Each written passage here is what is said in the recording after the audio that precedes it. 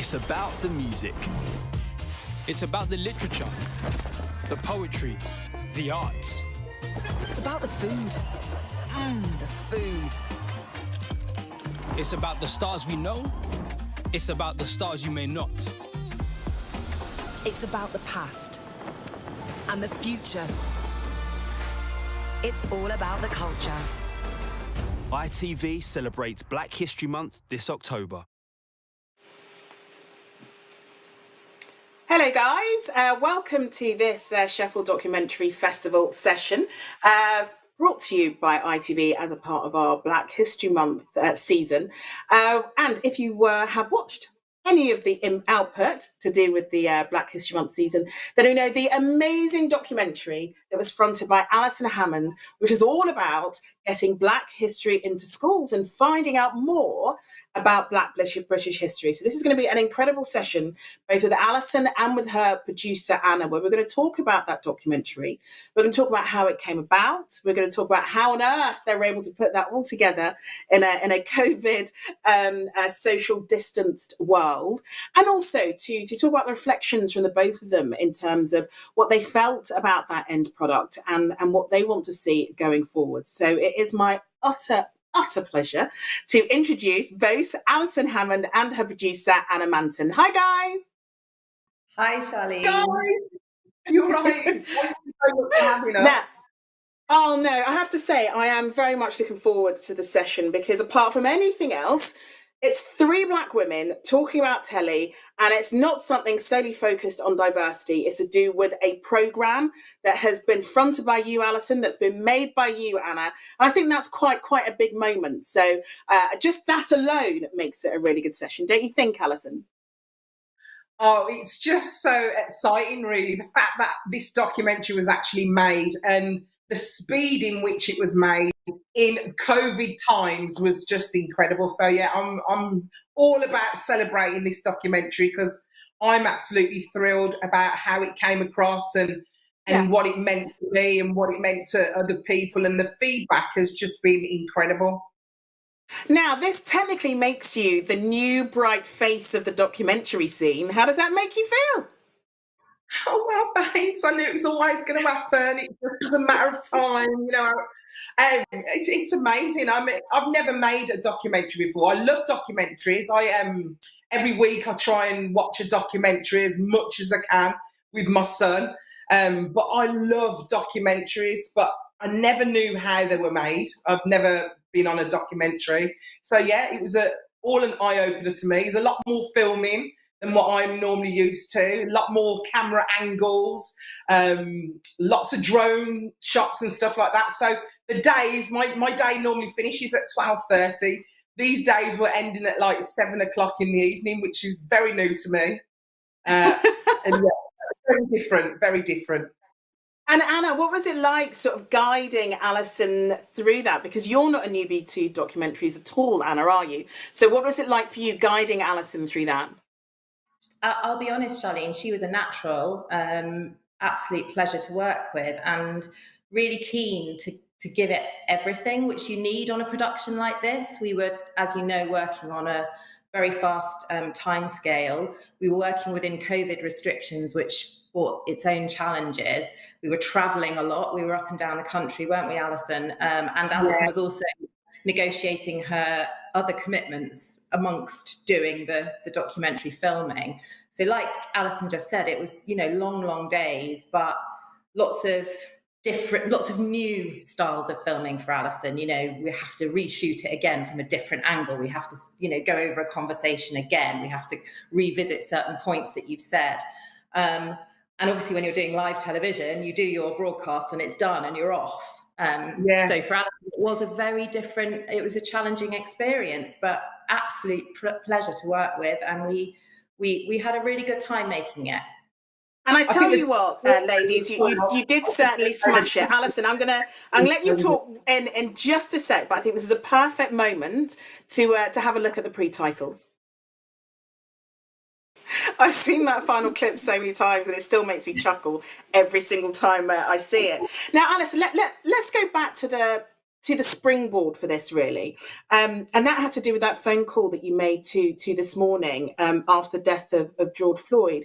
And I think we both had very similar reactions to that. Just anger, hurt, disappointment. It was such an utter roller coaster for me, and I know it was for you. And so, do you think that by doing this is almost you making your point in the world and getting people to understand perhaps where a lot of our grievances came from when we saw that footage? Well, yeah, I mean, it was definitely an awful moment in history, and you know, I did feel obliged to speak up, even though I did actually feel traumatized by watching that video. And you know, I did see it as a kind of a secondary trauma, if anything. And I personally just wanted to just express to people how I felt, how I saw my whole family in that man, and how deep this was, and how deep rooted. Why do we feel such? Why does it feel like it's happening to us, being Black people? The thing is, because we have a shared, I suppose we have a shared experience on how we've been treated in society, and I think that was the crux of it. And I just wanted to get that view across. And then it got me thinking. You know, I was thinking it's not my role to educate people; it's up to people to educate themselves. And then I thought to myself, on reflection, what do I know about my own history? And it wasn't very much. And I just thought, you know something, I've got to educate myself. And I thought, wouldn't it be great if we could get some positive, you know, role models, representation of Black people from the past, and bring that to the forefront? And ultimately, I was thinking about my son, I was thinking about kids of the future, what it means to see positive representation, how it makes you feel seen, how it makes you feel included, and just to know that there was, you know, Black people in the Tudor times, instead of thinking that there weren't any Black people in Victorian times and Tudor times. It's just a lovely feeling, and I personally, as a woman, it made me walk taller, it made me feel amazing. So I just thought, there's definitely something here. And I just thought, you know what, I'm going to rock up to ITV. I've been working there for 19 years now, and I'm going to ask them, I want to make a documentary about Black history. Can I do it? And it was literally with a resounding yes. There was no knockback. And I do believe it was because of George Floyd. And it's so sad to think that this man had to die in order for this documentary made. But you know, I hope that this, you know, I dedicate this documentary to him.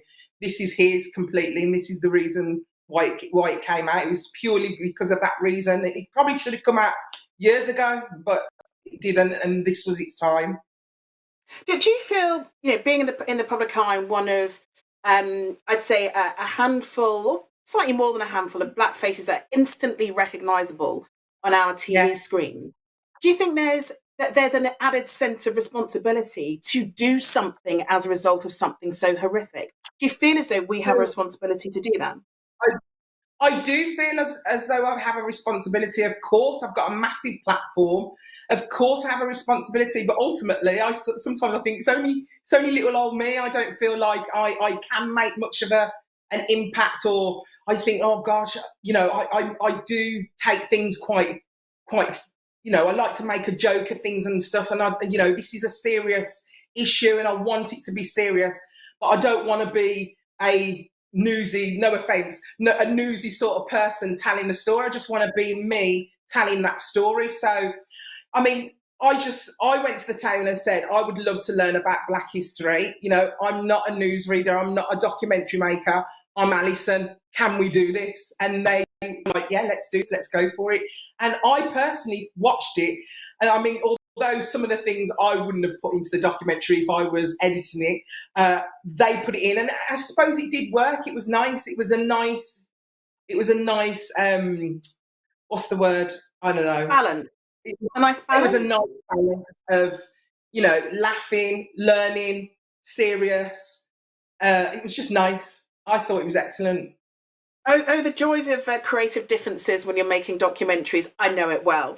Anna, when it was then handed to you to do this, what were your initial thoughts about the fact that there could be a programme, a documentary all about Black history at 9 o'clock on ITV? Well, it was a real challenge, Charlene, for two reasons. Alison's touched upon it already, in the sense that she has got, quite rightly, she's a naturally very fun person to be around. It's not a TV persona. That is Alison, and it makes working with her a wonderful experience. And we didn't want to lose that from the documentary, but there is also a very serious side to what we were trying to do.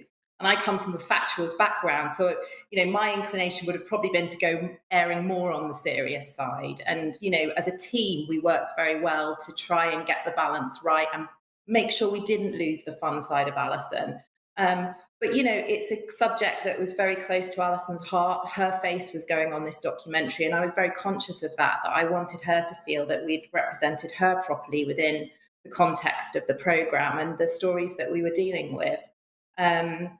And Ali and I had a conversation right at the start of filming where we both agreed that this was very much a joyful journey into Black history. It was a chance to show how the Black community have really contributed very positively to British life for a very, very long time. And ultimately, the message was about positive representation and a chance. And we wanted to make a film that children could watch and enjoy and come away feeling like they had had a positive experience watching the documentary and had learned something and were feeling good about themselves.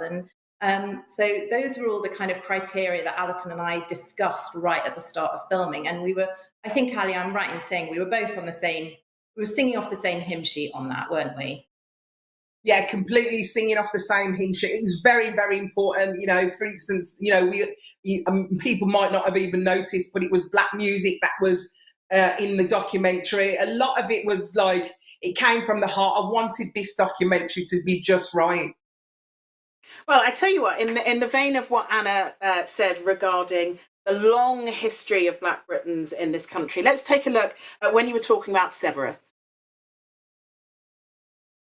Now, I've got to say, Alison and Anna, when I first watched that when it was aired, my reaction was, what? Very, very similar to you, Alison, because I had no idea. I didn't learn that at school, and I don't know anyone that really did learn that at school. Were there many, many moments whilst you were filming this, Alison, when you just thought, oh my God, how do I not know that? It was really difficult, actually, Charlene, because I had to keep vulnerable.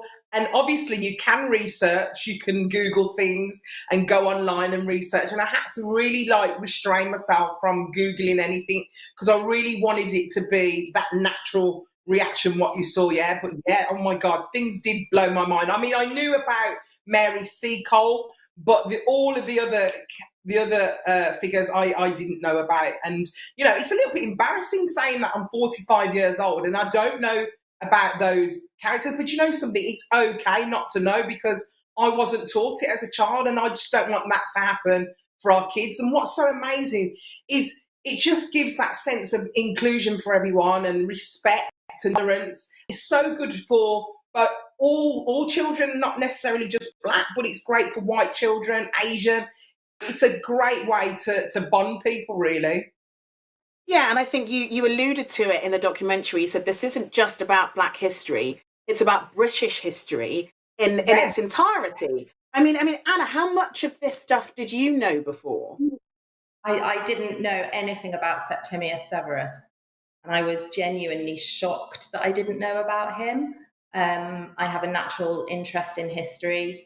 And what struck me was Dr. Simon Elliott, who's the expert you just saw there, who does have a huge and a very extensive knowledge on the Roman Empire, said that the bust of Septimius Severus is right as you go into the British Museum. It's there in front of you. And he actually stood in there one day for an hour or two, and he watched people coming in, and he said that 99% of people walk straight past that bust of Septimius.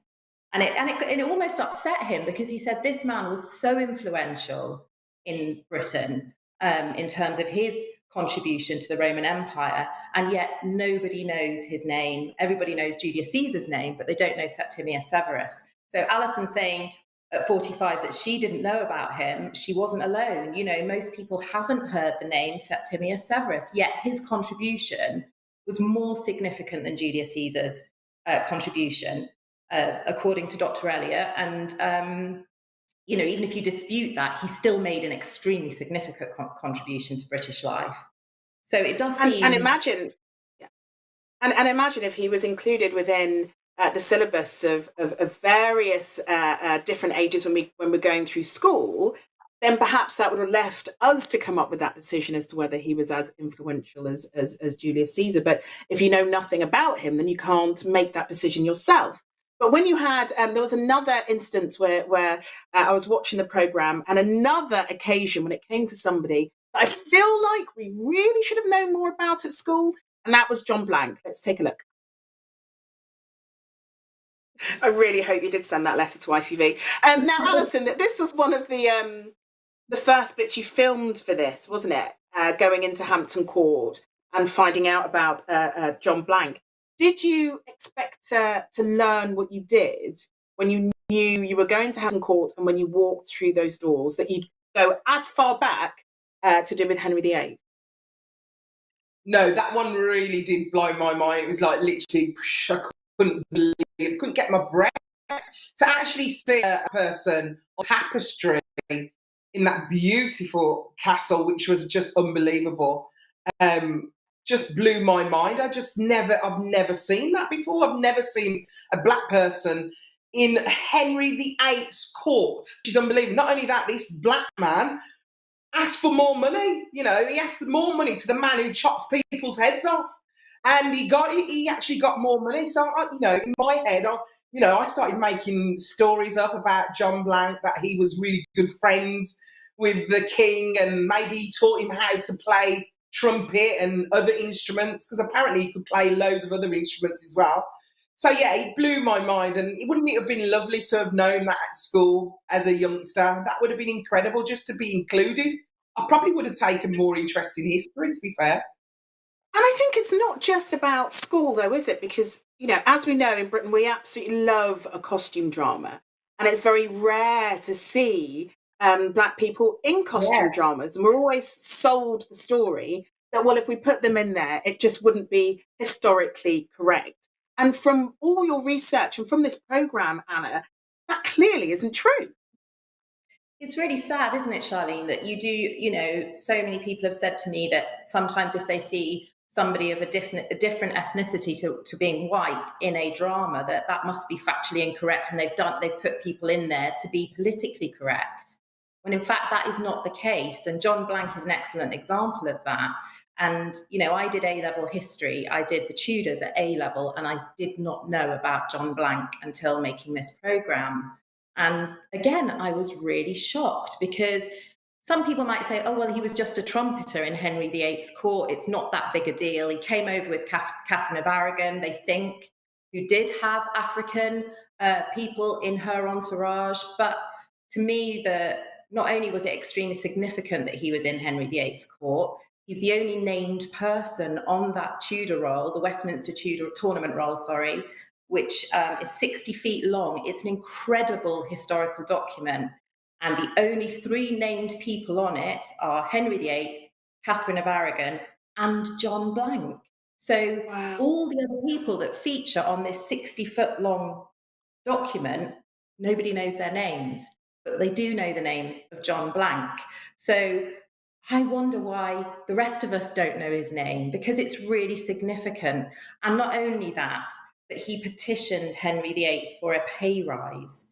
And I thought, for me, and I said this to Alison when we were going to do that scene, I said, that's the most important thing for me in this story, because it shows that he was somebody who valued himself. It showed that he was somebody who was valued within the court. Henry VIII agreed to that pay rise. His signature is on the document, which is astonishing in itself. So it just shows that, you know, and when we told the little kids about that at the school we visited, they had assumed, I mean, one child said, well, I'm sure there were black people in Tudor times, but maybe they were slaves. And it just showed that actually, no, this man was a valued, an educated, a talented, respected member of Henry VIII's court. And that to me was the significant part of this story. And listening to you talk about him, Anna, and saying that he was one of only three names on that scroll actually makes me feel quite emotional.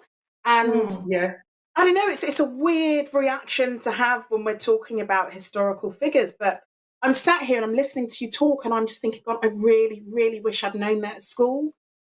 And I Yeah. don't know what impact it would have had on me for the rest of my life, but it can only have had a positive impact. And people may well argue, Alison, that we've managed to get to where we are despite not knowing about this until our 40s. But what impact do you think it would have had in terms of where you are and who you identify as? What a great question. If only we knew, if only we could have that sliding door where I knew. I really don't know. I'd probably be at the top of my tree nowadays. I'd probably be at the top of ITV. I'd be running things. I don't know. Who knows?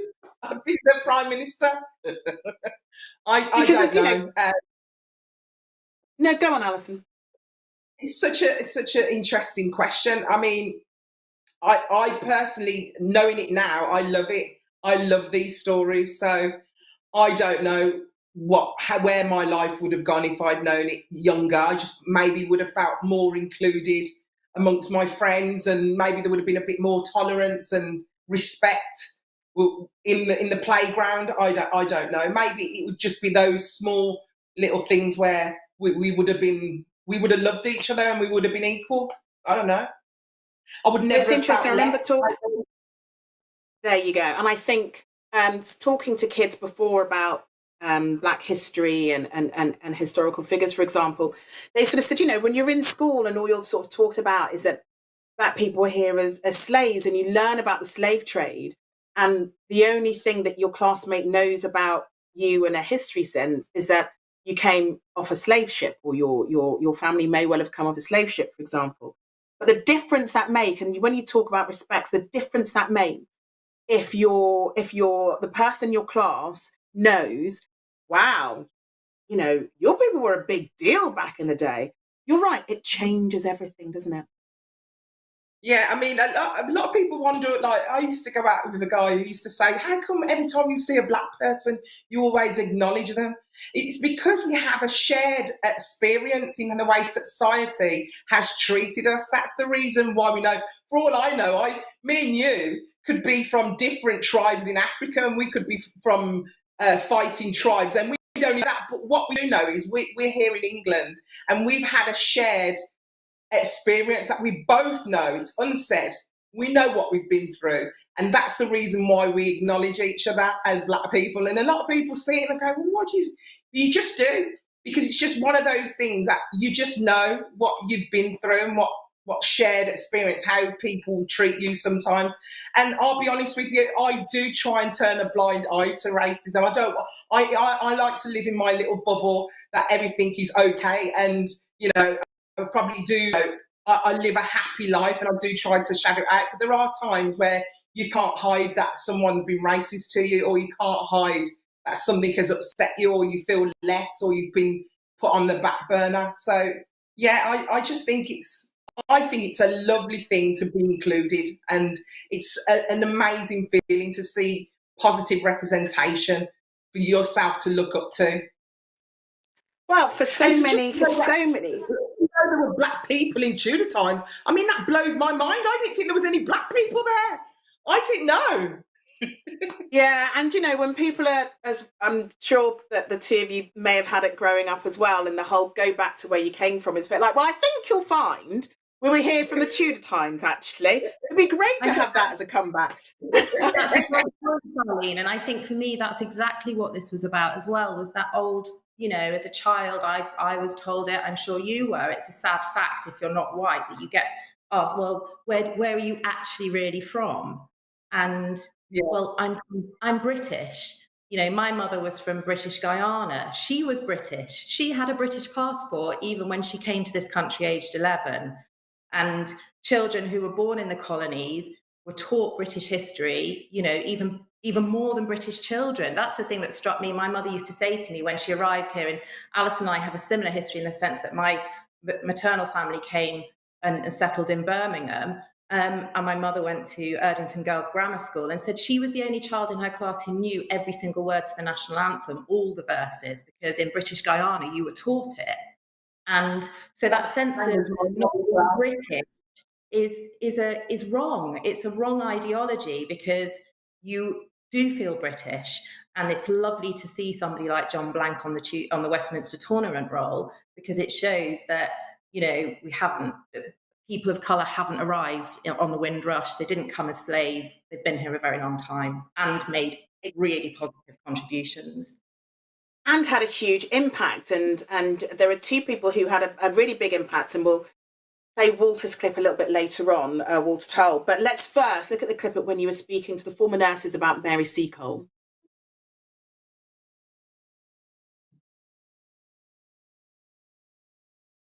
We play the Mary Seacole clip, guys. Oh dear, I fear the team has nodded off. Thrown you under the bus, haven't they, babes? Yeah. They probably had probably enjoying a drink or two. Well, whilst they're sorting that out, we'll just keep talking whilst this is happening, because for those who are unaware, Mary Seacole was an incredible nurse and had such an impact here in the UK. And Alison, you were talking in the documentary about the fact that you had walked past her statue so many times and not realised who she was and exactly what her impact had been. Well, it's I did actually know about Mary Seacole, if I'm honest with you. Back when I was about 14 years old, my mum took me to see a play called Black Heroes in the Hall of Fame, and it was just incredible, where there was a lot of black heroes, and I was quite young, and I can remember hearing about the story of Mary Seacole, this amazing nurse, who was actually there alongside Florence Nightingale and tried to actually join Florence Nightingale. She was knocked back because of the colour of her skin, and she didn't take that knock back. She literally carried on forward, and she built her own hotel. She went into the war, the Crimean War, and literally was giving son on the front line. You know, she went on horseback, went into battle. She was just an amazing woman. So I can remember, I didn't know all the details, but I can remember parts as a child of hearing about Mary. And then obviously a bit more doing the documentary. And she really reminded me a bit of my mom, to be honest with you. The fact that she was from Jamaica, she was a nurse, the same as my mom. She was caring, everyone loved her.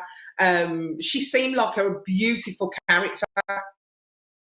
And I think that came across when you were talking to the former nurses, and hopefully, fingers crossed, we'll be able to play that clip in just a second. But you were sat by the graveside and you were talking to the former nurses about the impact that she had on them. And it felt to me like it was a really emotional moment for you, Alison. Well, it was emotional because obviously, I was in the graveyard, and, my mum passed this year, and there was these lovely, beautiful women who were so passionate about keeping her memory alive, looking after the grave, and they took such care with cleaning it and dusting it off and bringing their flowers and sitting there and singing hymns. It was just such a beautiful moment. And I can remember, Anna, you were there, and the grave was just beautiful. It's like it was the only grave there that was made of this white marble. And I just thought, and the sun was breaking through the trees, and it was just a beautiful moment to just share that moment with these women who were inspired and loved Mary Seacole so much. Well, let's see if we can play let's see if we can play that Mary Seacole clip now. Oh, I tell you what, singing songs beside the graveside, it can't get more Jamaican and Caribbean than that. So that did quite hit me. Now, what's interesting, Anna, is this, of course, was a tight turnaround. So you had to film this with social distancing and under COVID restrictions, all of that. But on a scene like that, where all the women are clearly distant, and including distance when Alison is sat by the graveside as well, but you wouldn't necessarily feel that when you're watching it. So you had to be really quite clever with the way that you orchestrated this, didn't you? We did, and we had a wonderful director of photography, Geraint Warrington, who was just so lovely to work with and incredibly talented.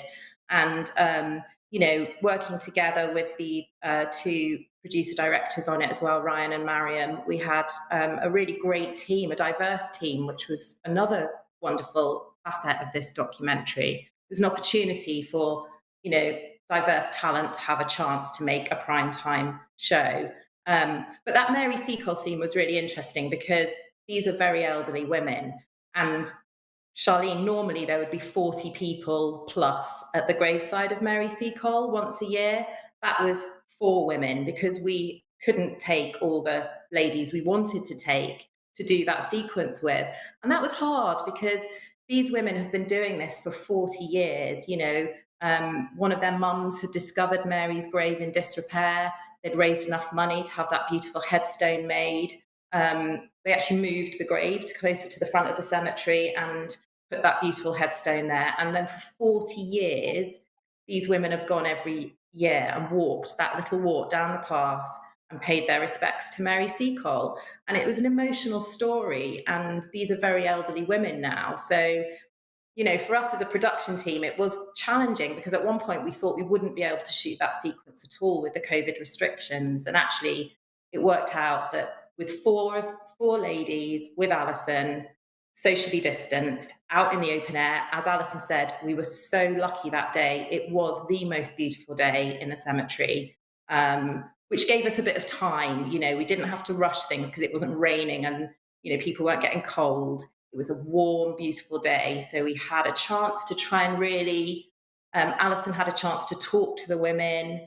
We had a chance for everybody to relax and really get a feel of what they do every year at that graveside. And I think we achieved it on that sequence. Now, another sequence which you were able to still convey emotion, despite the fact that you had to do it from a distance, was when you went to the football ground, Alison, to talk to Walter Tull's great nephew. Let's take a look. Oh, goodness me. Even I'm getting emotional watching that. And, I know your personality, Alison. You are full of warmth and full of caring, and watching you on screen, I can see how frustrated you feel that you just can't get Ed in a hug and to make, not to take his pain away, but just to help to soothe him. So from a presenter's perspective, what is it like for you filming something like this that is full of emotion when you can't do what you would naturally do? It's difficult. I mean, just watching it, it gets me every time I see it. It was horrible. Because your natural emotion is to, even just a little tap on the shoulder or, I am a massive hugger. Everyone knows I love to hug just for the sake of it. So, yeah, it changes you as a person. It's changing people's personality. And, we've had to cope through this. It's been tough. But, yeah, not great. Not great at all. I didn't like that moment at all where I couldn't hold him or I couldn't help him. But I think it was important that you saying, I just want to hug you. I think keeping little things like that in still showed who you are and shared and made people realise we as presenters still share the frustrations that everybody else has at the moment. But we still want to tell these stories. And I think that was also an important part of it as well, Anna. So was that important for you to keep those tender moments in? Oh, 100%. And Alison brings that, so easily and naturally. It was her natural instinct to say that, I want to hug you. I think Ed's emotion as well was very much about just seeing Walter's face beamed across that incredible stadium. That stadium is like you're walking into a spaceship. It is the most incredible football stadium. And obviously not the stadium that Walter would have played at, but to see his face up there, I mean, honestly, Charlene, the atmosphere that moment was electric. And there was not a dry eye amongst anybody stood there when we filmed that sequence. And, it was palpable, wasn't it, Alison? The emotion was just, we could all feel it, the energy, and we felt like we were doing Walter. We were honouring Walter in that moment. I think as a production team, the Walter Tull story is the one that we felt most invested in it at the end of it, because he'd lost his life at 29, because this young man who, you know, he was so handsome, he's smiling in all his photographs, you know, that was noticeable as well. They're all, you know, in the old-fashioned football, all with their arms folded, and he was always smiling. He was obviously delighted with what he'd achieved in himself.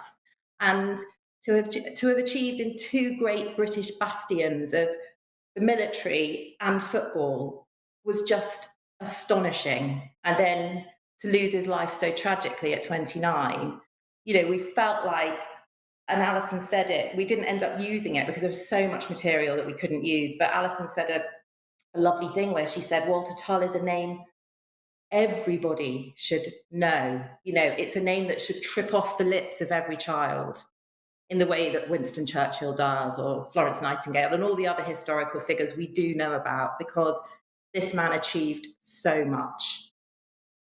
You're completely right, and I do completely agree with you. And Alison, in terms of the programme itself, being able to show, I wouldn't say it was a completely different side to you, because you were just you were your fabulous self as you are all the time when you're doing daytime on ITV. So I don't think you changed who you were at all to do this.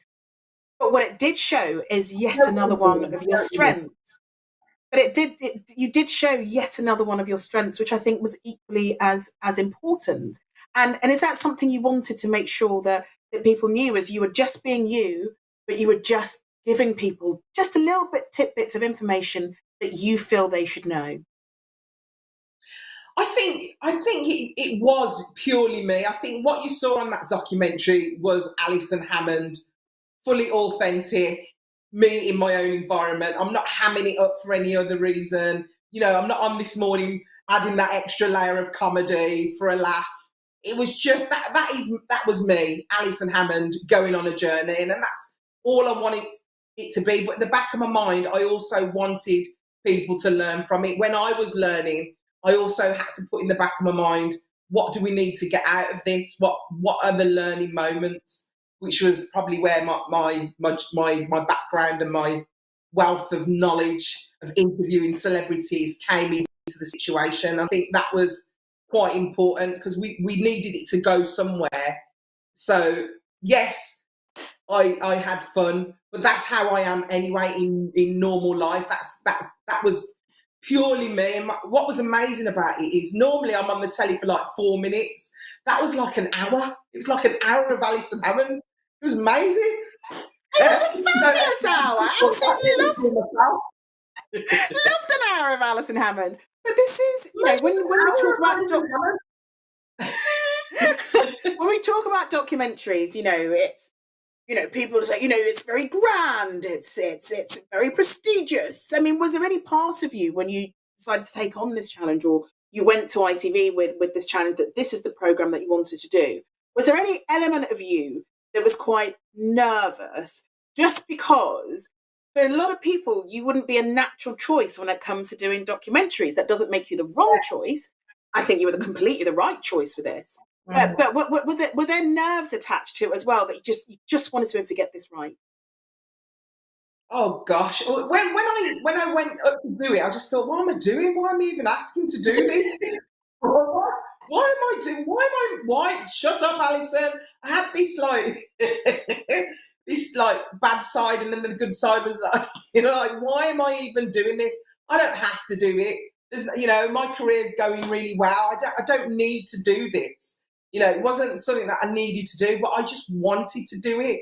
I so badly wanted to do it. And then when it was done, I felt so passionate and protective over it. And then I was like, oh my gosh, it's going to go out to air. I was like really nervous. It was probably one of the most nervous things that I've actually done, because I just felt so protective over it. I wanted it to be right, and then I was ready for the negativity. I was like, I'm ready for them. Come on then, guys, what you got? And then there was nothing. I was like, well, no one's saying anything bad. Oh my God, they love it. They love it like I love it, because it was so, or I think it was so authentic and true. Exactly. I mean, how can you argue about learning more about British history? Not really sure you can argue against that. But we're all parents, we've all got kids. And is there a part of you, for both of you, because it definitely is for me, that I want my kids to feel as though I've made some kind of impact by doing the job that I do at the level at which I do it. I want them to feel that mum made an impact and tried to make the world a little bit better with the sort of things that I do. Was there an element of that for the two of you when it came to making this? Anna, I'll start with you. I think there was, Charlene, but I always say to my children, you know, you're a pebble, basically. You're a pebble in the ocean. And when you drop your little pebble in, and if you have something positive to offer, that ripples out. So don't necessarily go for the big things. Do the little things well, and then the big things, you know, you have an impact doing that. I think this was just a really amazing opportunity to tell some stories with a wonderful presenter who, you know, the thing about filming with Alison as well is we were up in Edinburgh doing Walter Tull's story and just filming on the street. I know in London people are a bit more used to probably seeing celebrity faces around and about, but people were so overwhelmingly delighted to see Alison that we almost didn't get this piece to camera film because the bus drivers were honking and people shouting out of cars at her and waving and everything stopping. Can I just get a selfie? Can I have your autograph? And of course, Alison being Alison wants to chat and so generous with her time. And it was just really lovely to see. And it really emphasized why she was absolutely the right person to do this, because not only does she bring that natural warmth and humor to everything, she does also bring compassion and empathy and understanding to this particular subject matter. But, you know, at the same time, she makes this accessible for everybody, and young, old, black, white, Asian, you name it, children, adults, everybody could watch this documentary and really enjoy it and learn something. And that's why she was absolutely the right person to do it and make an impact. And Alison, that's what I was going to bring it on to you then, Alison. In terms of making an impact, being at the level that you were at and being, you know, hounded on a street in Edinburgh and everybody wanted to get your autograph and get a picture because you were at such a high level. It's incredible. And as you say, you didn't have to do this. Your career is great. You don't have to do this. So did having an impact and did that go through your mind in terms of, you know, I just want to have an impact, and I like that my kid can see that I'm having an impact and I'm trying to make a positive difference in the world. It's so interesting you saying, I felt that I was just more like the messenger more than anyone else. I didn't want this to be about Alison Hammond. I wanted it to be about these amazing characters. They were the ones who are the legacy. They were the ones who are going to, their stories were the important ones. I didn't want it to be about Alison Hammond. And I know that sounds like I'm being like, because normally it is always about me, and I do like things to be about me. But honestly, this was the one moment. It wasn't about Alison. I just wanted these amazing people to be at the forefront, to be the stars, and to raise their stories, because they've been hidden for so long. So it was my job just to raise, and it wasn't about me getting a legacy or having anything like that, or for me to, you know, I should do. I didn't need to do this. For me, my legacy will come because, like you just said, I will always make time for people. I think the legacy comes from how many people you touch in your life, how many people you make feel good about themselves, how many people, when they meet you, they feel impacted. That's where my legacy will come. And, you know, being good, that's how my legacy comes. It's not going to come from a tree. What's important for me is that Mary Seacole, her name is lifted, that Septimius Severus, his name is lifted, John Blank, he's lifted, all these amazing people, they're lifted and they are the stars, and that's all I wanted for this documentary. Absolutely, but the thing that both of you ladies managed to achieve was to bring those names into the homes of viewers who watch ITV at 9 o'clock on a weeknight, and that cannot be underestimated, I believe. And in that vein, Alison, in terms of the way that ITV has treated Black History Month this year, as somebody who works for them, who is one of their family of faces, how do you feel about it? I mean, I've heard a lot of people say, you know, Black history should be every day and not just in the month. For me, you know, my mum used to say, you know, better than nothing. I am so appreciative and so happy that ITV has embraced this. They've made a commitment to Black lives, and I just am so proud that they've done this. I'm so proud of Black History Month. I'm so proud that I've been picked, you know, and I've learnt so much through ITV. And again, they have touched so many lives. People are learning, and this is wonderful. It's a start. And of course, this is everyone's history, and it should be every single day. But this is a starter, and what a great start. It's going to make you feel passionate to keep learning, and I think it's wonderful. Why not? And Anna, as somebody who's been making programs for a really long time, you're a very experienced program maker. Making a show like this, and I keep repeating it's the 9 o'clock on a weekday on ITV, because it's not often that this happens in a prime time spot on a commercial channel. So as a program maker, do you feel as though this could perhaps signal lasting change where telling such stories are concerned? Oh, I think it'd be amazing, Charlene, if that happened. And there's so many more stories out there to be told. You know, Walter Toll's brother Edward was the first Black dentist in the UK. You know, we didn't even have time to go into that in the documentary. There are so many other stories that haven't been told, and it's such a wonderful subject matter. The most wonderful thing for me as well was, after the programme was broadcast, I've got friends who are in teaching, and my teacher friends messaged to say this is blowing up in their social media groups, how fantastic this programme was, how they will be showing it to their children in their schools, how, you know, lots of my friends with children of my own age messaged to say their children enjoyed watching it. And I know Alison was really passionate about that. She wanted it to be something that was a legacy in terms of educating children. And, you know, I know ITV were thinking about ways to do that as well, using Alison in the documentary.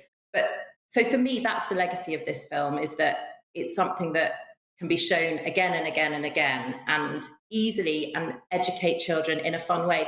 Because if you're having fun, you learn. It's really simple. Kids will learn if they're having fun. And Alison totally brought that to this documentary.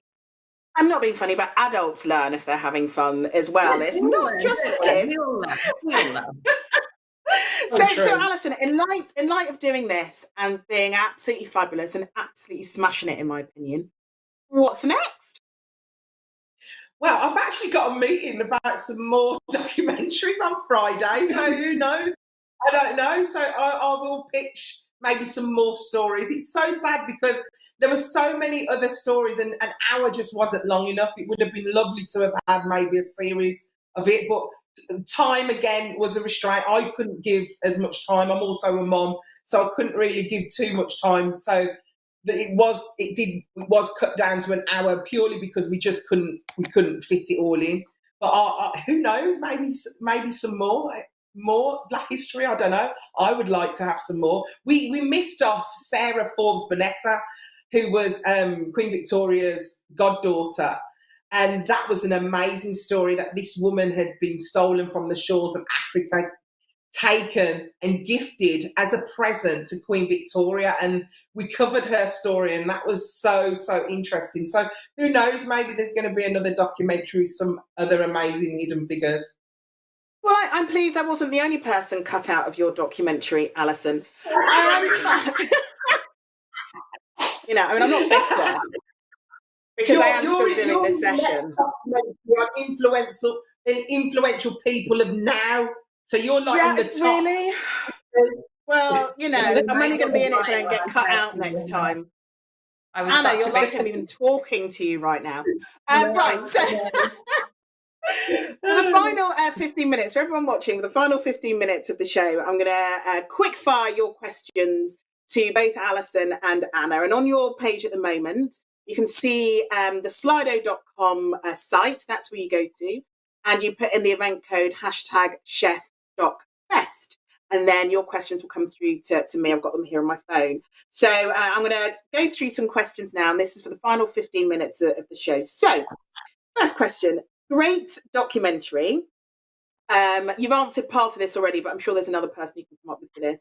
Were there any other Black historical people that you uncovered but could not include in the programme for any reason? Well, Alison's already touched on Sarah Forbes Bonetta, and Charlene, you would love that story if you're not familiar with her already. But to me, she was like the Black Mona Lisa, because she was this beautiful woman, and there's a photograph of her in Victorian outfit. She was part of Queen Victoria's court. And that made that story quite extraordinary for me, because I thought, here's Queen Victoria, probably the most famous monarch in British history, and she had a black goddaughter. And again, this is something that I would assume the majority of people don't know about. And we've got this amazing photograph of Sarah. She's a beautiful woman, and she's sort of smiling and looking at the camera, and you can sense, you kind of want to talk to her. You know, you want to know what she's thinking. And we don't know what she was thinking, because none of her thoughts, diaries, schoolwork, nothing was kept.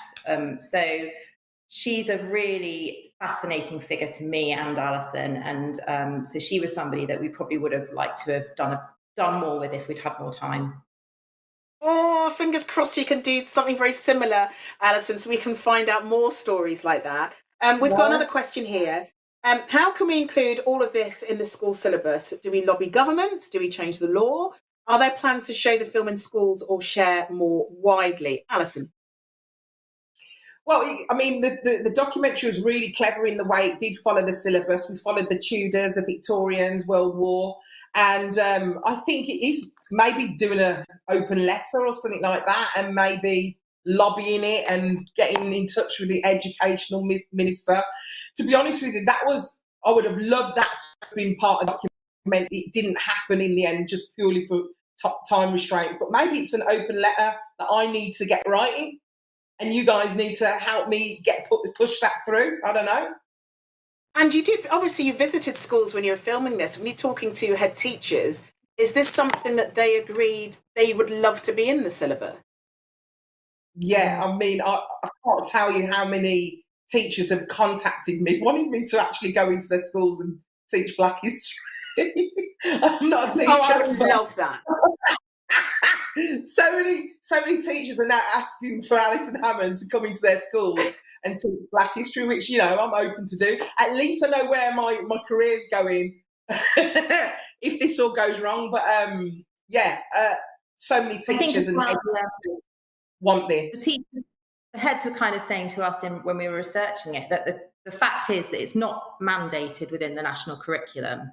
So Mary Seacole is a suggested figure of learning for the primary school curriculum, but it means that schools don't have to do it. They can choose whether they teach about her or not.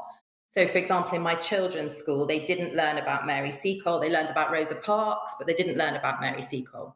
And I think what all the schools said to us was, if it was mandated in the national curriculum, then it would be well resourced to teach it. There would be training to teach it. It would be a cohesive strategy across all schools in England and Wales and Scotland and Ireland, and everybody would be teaching the same things. Whereas now it's kind of a school with a more diverse community of pupils probably do put more effort into teaching diverse curriculum. Maybe schools that don't have such a diverse community of pupils don't. So it's very much left to the individual schools to decide what they're doing. And I think all schools would always welcome better resources to teach something like this on a coherent basis. Now, Alison, a question about the day job. Of all the amazing celeb interviews, do you have a favourite? Do I have a favourite? I've missed my interviews so much, to be honest, because obviously COVID and everything, they're not coming to England anymore. So I have missed them. I do have some favourites. Will Smith is one of them. Hugh Jackman is another. Renée Zellweger, very lovely lady. Oprah, she was up there. So yeah, I have some favourites. But what we're doing quite a few Zoom calls at the moment. So I'm going to continue, hopefully, doing some celeb interviews, but like this, over the Zoom. And what's it like for you when you're doing? What's it like for you when you're doing those celeb interviews on Zoom? I mean, obviously, this has been fabulous to talk to both of you ladies, but it'd be like amazing to do that in person, which we're not able to do at the moment. But do you still enjoy them as much when you do them, Alison? No, I'm not going to lie. No, because I like to be able to kiss them at the end. I like a kiss. I like a hug. And also, it's just nicer in the flesh, isn't it? When you're with someone in the flesh, it's so much better. And you've got to make sure you don't talk over people. So, yeah, no, I'm not enjoying it as much, babes. And it's definitely them that's missing out. I mean, they're not getting an Alison kiss and hug at the end. I mean, they're being shortchanged. They're so being shortchanged. I mean, you make it work and everything, but it's just not the same. It's not the same at all. So many people that want to hug Hugh Jackman. Wait for it. Exactly. They're like, oh, do I not get to kiss her? I don't want to do it now. Right, I'm going to try and squeeze in a few more questions about the documentary. Someone's asked, and you can both answer this. I'll start with you first, Anna. What was your favourite scene from the documentary? Oh, gosh. Oh, my goodness. Oh, Lord. I think probably the Walter Tull. No, I think probably the Walter Tull scene, just because as I've already said, the atmosphere was so electric in the stadium, and it was just lovely to have a living relative of one of these historical figures there, stood there with us. It was the only story where we had somebody who was actually related. And the Finlayson family have been meticulous about keeping all of Walter's photographs and the letters. They have a huge archive, which in itself is pretty astonishing. And they're very passionate about their history and their inheritance. So I think that was my favourite for that reason. And how about you, Alison? I think that was one of my favourite days, going there and seeing that amazing Walter Tull's face in that arena, and then meeting Dele Alli. Off camera, he took me around the changing rooms, so I got to see all the football grounds and in the changing rooms, and I saw all their showers where they're all naked and things like that. It was amazing. It was amazing. I loved it. I love that. Right, you've got another. Another question here. Are there any other documentaries that explore race and Black lives that you would recommend? Anna, have you got any favourites? Oh gosh, oh no, I don't like that question because I haven't thought about anything in advance that I would. I liked that one that you talked. Is it the one that you interviewed Trevor McDonald about, which was really good, about Martin Luther King? Oh, yes, yeah. Oh my God, I learned so much about that, about the movements and stuff. I just thought that was really interesting. So if anyone can watch that, that's still on the hub right now. Watch Trevor McDonald. Yeah. So it was a Martin Luther King documentary following in his footsteps, as Trevor McDonald did, looking at the history of the civil rights movement and Martin Luther King's impact on that. That first aired a couple of years ago. What they did this year is they did an updated version, including the events that happened earlier on this year with George Floyd. And so interspersed into all the other information that was in there from 2 years ago.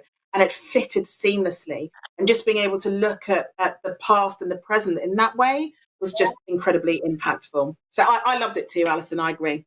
I might as well plug my own show. So as part of ITV's Black History Month. Yeah, it's a part of ITV's Black History Month season. I did a kids program, IRL, with Team Charlene. It was all about teaching kids about race and racism. And that is also available on the ITV Hub, if those that are watching would like to click on and look at that too. So that's also available. So I think this is... Sorry, I was just going to say that's again so important because it's children and tackling it. I know you were passionate about that because we talked about it previously, but to tackle it with children, again, so important and so wonderfully done. Really, I really enjoyed that. I really did. Thank you so much, Anna.